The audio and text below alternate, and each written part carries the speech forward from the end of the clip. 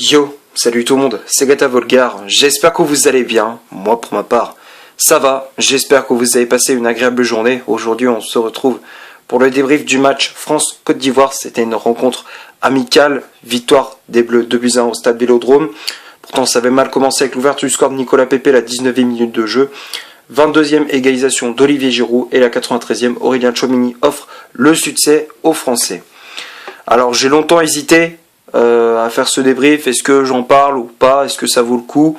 Finalement, bon, je me suis dit allez, je vais donner mon avis sur cette partie. Alors pour parler du contenu de cette rencontre, de ce match, la première période était assez équilibrée, il y avait de l'intensité dans les deux camps, de l'agressivité, ça allait d'un but à l'autre, c'était plaisant à voir, il faut le dire.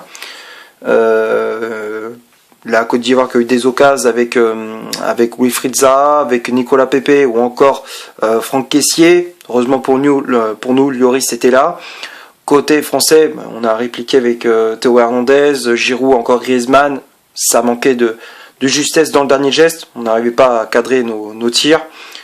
À la 19e, Nicolas Pepe ouvre la marque pour les éléphants sur une belle ouverture de Sangaré. Le milieu de sénégalais qui trouve Nicolas Pepe sur le côté droit, l'ailier des Gunners prend de vitesse Théo Hernandez, puis ensuite son frère Lucas et glisse une frappe, le ballon qui passe entre Hugo Lloris et son poteau. Ça est passé dans un trou de souris, mais c'est quand même rentré. Il y a eu de la réussite, c'est vrai, mais ça fait quand même 1-0 pour les Ivoiriens.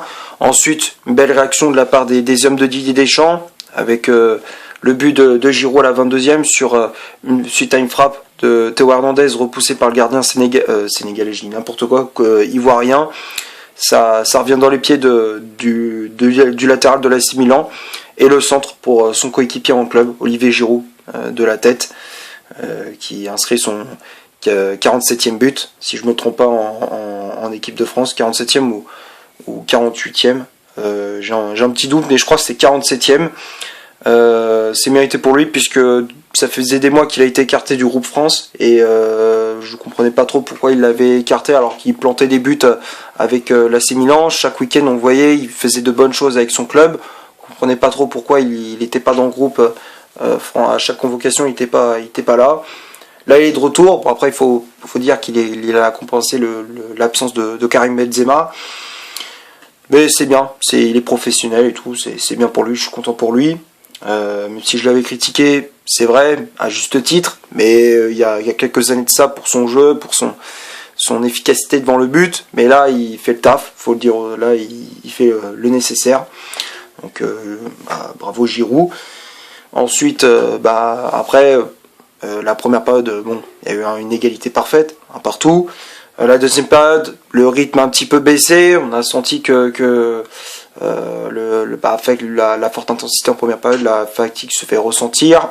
Donc les deux équipes se sont un petit peu neutralisées. C'est reparti de plus belle avec des occasions de Griezmann qui bute sur le gardien de la Côte d'Ivoire, Sangaré, suite à un bon centre de Kingsley Coman. Vers l'heure de jeu, côté sénégalais, quand je dis sénégalais, je sais pas pourquoi je dis sénégalais, je sais pas pourquoi je dis, j'ai un rapport avec le Sénégal, c'est la Côte d'Ivoire, je sais pas pourquoi je dis Sénégal, excusez-moi. La Côte d'Ivoire a répliqué avec les occasions de Serge Aurier, de loin, et heureusement pour nous, Lloris était vigilant.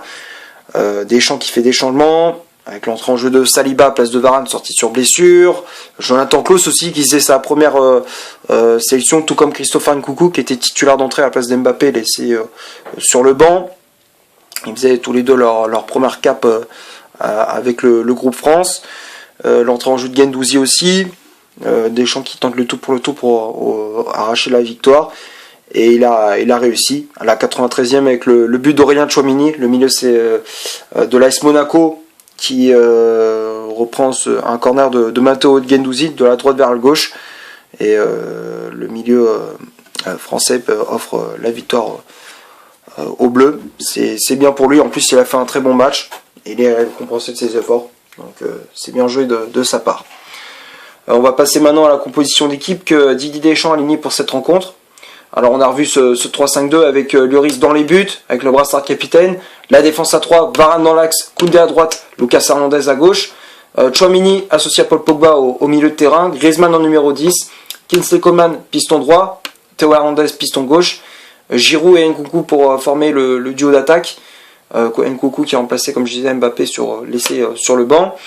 Après, comme je disais, l'entrée en jeu de William Saliba à la place de Raphaël Varane. Saliba qui a remplacé Benjamin Pavard positif au Covid. Rabiot qui était entré en jeu à la place de Pogba.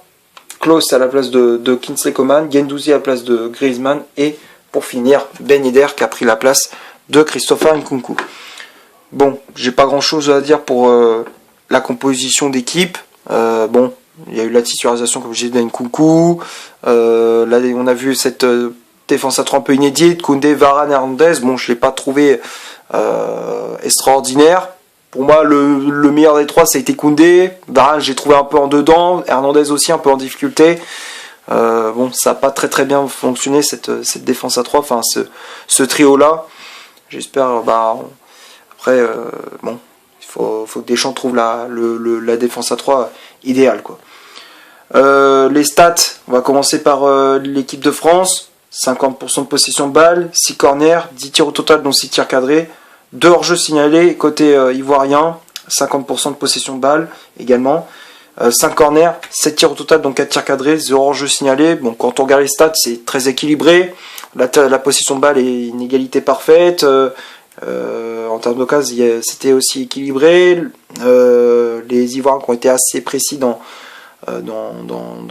leurs tirs. Bon, même si ça manquait de justesse dans le dernier geste, comme côté français, mais la France a été plus réaliste avec ses nombreux changements. Donc c'est ça qui a fait la différence pour moi en fin de partie, dans cette partie. On va maintenant passer au top et au flop de cette rencontre. Lloris a fait son match, a fait de nombreux arrêts devant Serge Aurier, Nicolas Pepe, Franck Kessié ou encore Wilfried Zaha. Très bon match de la part du capitaine des Bleus qui a fait de nombreux arrêts, qui a limité la casse malgré ce but encaissé. Bon, je le trouvais correct. Donc je le mets dans le top. Ensuite la défense à 3, Koundé, Varane, Hernandez, comme je disais, Varane un peu en dedans, un peu en difficulté, c'est pas le Raphaël Varane qu'on voit d'habitude, qui est le taulier de cette défense des Bleus, un peu en dessous par rapport à d'habitude, tout comme Théo Hernandez qui était un peu en difficulté sur son flanc gauche. Donc Varane et Hernandez, les deux j'ai mis dans le flop. Koundé, comme je disais, ça a été le meilleur des trois, qui était prudent sur ses interventions, qui anticipait les passes en profondeur. Pour moi, Koundé a fait son match, même si bon, il n'a pas été non plus extraordinaire, mais moi je trouvais qu'il a été assez intéressant. Donc Koundé, je mets dans le top. Ensuite, le milieu de terrain, Tchouaméni-Pogba, le duo a plutôt bien fonctionné. Tchouaméni qui a apporté de la puissance, de l'agressivité, qui a fait de nombreux tacles glissés, tacles propres. Il a récupéré des ballons, il s'est projeté aussi pas mal de fois vers l'avant. Très bon match du milieu monégasque, Pogba aussi, milieu de Manchester United qui a retrouvé un peu des couleurs, un peu en difficulté en club. Là, il retrouve un peu de ses habitudes avec l'équipe de France. Donc Pogba, je mets dans le top. Griezmann, bon, un peu en dessous par rapport à d'habitude aussi. Griezmann qui a été maladroit dans le dernier geste, qui n'a pas toujours été dans les bons coups, dans les bons moments. C'est un peu dommage pour lui. Les pistons, Coman et Théo Hernandez aussi. Coman, j'ai trouvé moyen, où au début il avait du mal. Défensivement, bon, il faisait pas beaucoup de replis défensifs. Offensivement, on voyait qu'il avait du mal face à Ghislain Conan. Il a été en difficulté, l'ailier du Bayern. Théo Hernandez aussi, qui avait du mal défensivement face à Nicolas Pepe. Et offensivement, bon, il avait 3-4 occasions où ça manquait de justesse dans la finition. Vous voyez qu'à chaque fois il se déchirait sur ses tentatives. C'est dommage. J'espère pour lui qu'il va se rattraper. Et puis le duo d'attaque, Nkunku-Giroud, très bon match. Rien à dire pour lui, il a fait le taf. Très tranchant dans le dernier geste, assez efficace. Nkunku un peu décevant. Bon, après, c'est normal, c'est sa première sélection, donc tu as la pression sur tes épaules, donc c'est un peu compliqué. Donc je lui en veux pas trop. Et les remplaçants, Saliba, Rabiot, Klose, Guendouzi et Ben Yedder. Saliba, bonne entrée en jeu, très solide, qui était présent sur les coups de pied arrêtés aussi. Bonne entrée en jeu du défenseur de l'Olympique de Marseille. Rabiot, assez moyen. Je n'ai pas trouvé ouf. Klose qui a pas fait non plus une entrée en jeu extraordinaire, mais on va dire que ça allait. Guendouzi, bonne entrée en jeu. Ben Yedder aussi. Le seul des remplaçants qui a été, j'ai trouvé un peu en dessous, c'est Rabiot. Donc voilà. Je vais m'arrêter là pour ce France-Côte d'Ivoire. J'espère que le débrief vous aura plu. Si c'est le cas, vous laissez un énorme like. Tu cliques ici pour t'abonner. Une autre vidéo, tu cliques ici pour voir une autre vidéo si tu souhaites. N'hésite pas à faire un tour sur mon compte Instagram. Le lien est dans la description, blablabla, comme d'habitude. Et on se retrouve pour une prochaine vidéo, un prochain débrief. Ciao.